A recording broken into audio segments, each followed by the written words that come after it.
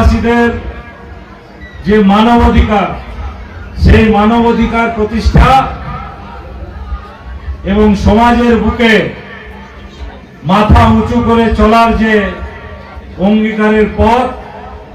সেই পথকে আরো দৃঢ় এবং মজবুত করার জন্য আন্তর্জাতিকভাবে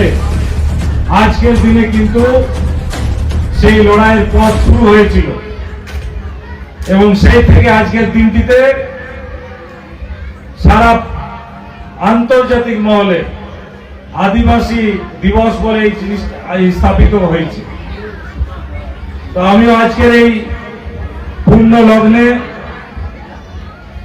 এখানে উপস্থিত সমস্ত আদিবাসী ভাই বোনেদেরকে একটা কথা বলতে চাই যে আপনাদের যারা পূর্বপুরুষরা আছেন, যারা সেই যে লড়াই শুরু করেছিলেন, অধিকারের লড়াই, আত্মমর্যাদার লড়াই, সম্মান রক্ষার লড়াই, সেই লড়াইকে আপনারাও কিন্তু দীর্ঘ পথ অতিক্রম করে নিজেদের সমাজকে প্রতিষ্ঠা করেছেন এবং আজকে এই 2026 সালে দাঁড়িয়ে আমি একটা কথা বলতে চাই যে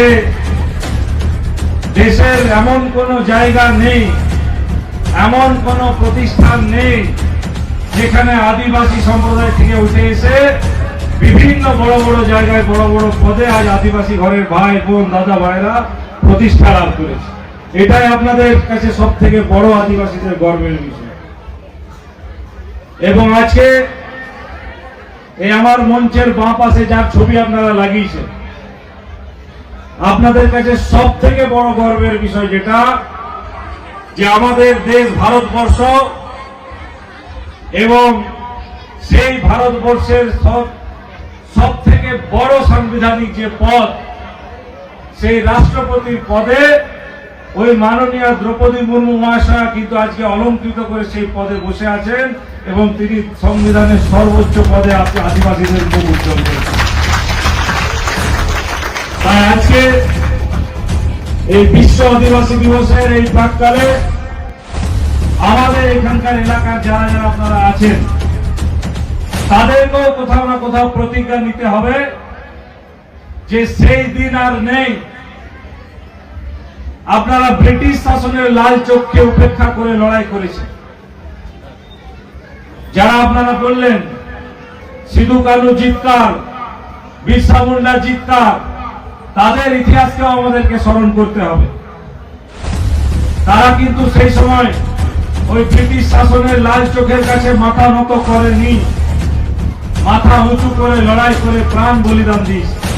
জীবনকে আত্মবলিদান দিয়েছে এবং তাদের সেই লড়াই কোথাও না কোথাও সফলতা পেয়েছে বলে আজকে আদিবাসী সমাজ আজ উন্নয়নের পথে এগোচ্ছে। তাই আজকে এখানে আপনাদেরকেও সেই শপথ